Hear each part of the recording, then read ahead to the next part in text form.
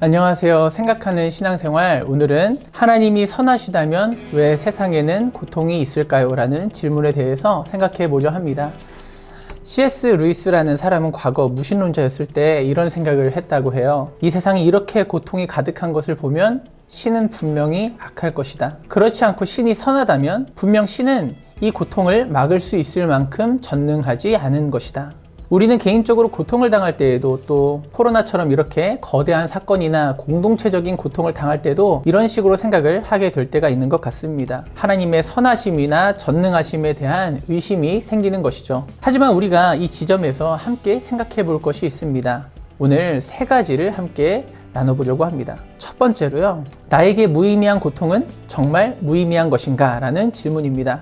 이 말을 다르게 풀어보자면 내가 겪는 고통이 내가 보기에 무의미하게 느껴진다면 이 고통은 무의미할 것이다 라는 뜻일 거예요. 이것은 사실 고통에 대해 내가 찾지 못한, 내가 이해하지 못한 의미가 있을 수 있다는 가능성을 완전히 배제하고 있는 것입니다. 모든 고통은 내가 이해할 수 있는 것이어야 한다는 아주 강력한 자기 확신이 있는 것이죠. 하지만 세상의 모든 것들이 내가 이해할 수 있는 수준의 것이 될 수는 없습니다. 엘빈 플랜팅가라는 철학자가 이런 비유를 했어요. 어떤 사실은 집안에 있는 커다란 개를 찾듯 쉽게 찾을 수 있지만 어떤 사실은 작은 모기와 같이 쉽게 찾을 수 없어서 잘 확인되지 않는다고 말입니다. 고통의 문제가 쉽게 이해하기 어려운 문제라면 내 생각이나 내 경험을 넘어서 고통엔 또 다른 어떤 의미가 있을 수도 있다고 생각해 볼 수 있지 않을까요?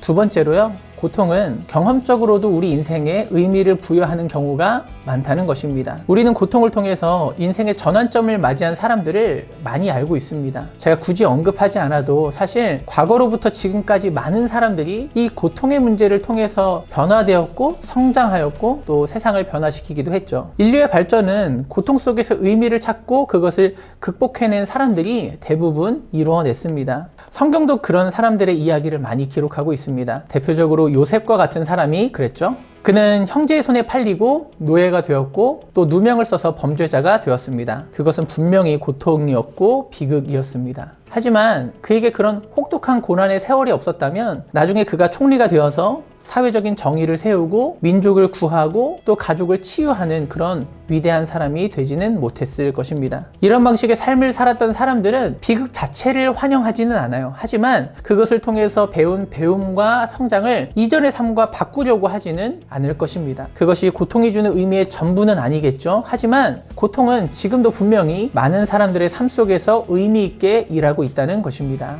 셋째로 고통은 하나님이 없다는 사실보다 오히려 하나님이 있다는 사실을 드러내는 증거가 된다는 것입니다. 우리가 고통에 대해 특별히 힘들어할 때는 언제일까요? 내가 당하는 고통이 특별히 억울하고 부당하게 느껴지는 그런 때일 거예요. 이 부분에 대해서 루이스는 질문을 합니다. 당신이 지금 생각하는 그 정당하다, 부당하다라는 그 개념은 대체 어디에서 온 것일까요? 그냥 내가 고통을 당해서 그게 싫은 것이 아니라 뭔가 이 세상이 잘못됐다고 느끼는 그 판단은 무엇인가 우리에게 기준이 있다는 것을 보여주고 있다는 것입니다. 우리가 다큐멘터리를 볼 때요, 정글에서 어떤 포식자를 피해서 도망 다니는 동물이 있으면 불쌍하기는 하지만 잘못됐다고 여기지는 않잖아요. 우리 인생 역시도 하나님이 없이 오직 자연뿐이고 적자생존뿐이고 자연선택뿐이라면 우리 자신이 고통당하는 게 안타깝기는 하겠지만 뭔가 잘못됐다는 생각을 하는 것은 이상하다는 것입니다. 왜냐하면 그것은 자연스러운 일이니까요. 동물의 세계니까요. 하지만 우리는 뭔가 기준을 생각하고 있다는 거예요. 그리고 누구도 부여하지 않은 그 기준이 이미 우리한테 있다는 것은 오히려 하나님을 드러내는 증거가 아닐까 생각해 볼 수 있다는 것입니다. 오늘은 고통의 문제에 대해서 생각해 보았습니다. 이 중요하고 큰 문제에 대해서 저는요 아주 짧고 단편적인 말씀을 드렸습니다.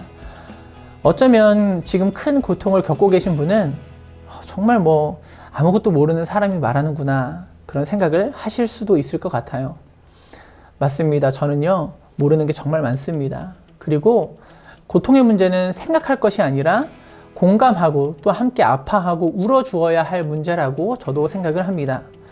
그래서 예수님도 아파하는 사람들을요 가르치지 않고 먼저 만지시고 치료하시고 함께 울어주셨다고 생각합니다. 저도 그렇게 할 수 있으면 좋겠습니다.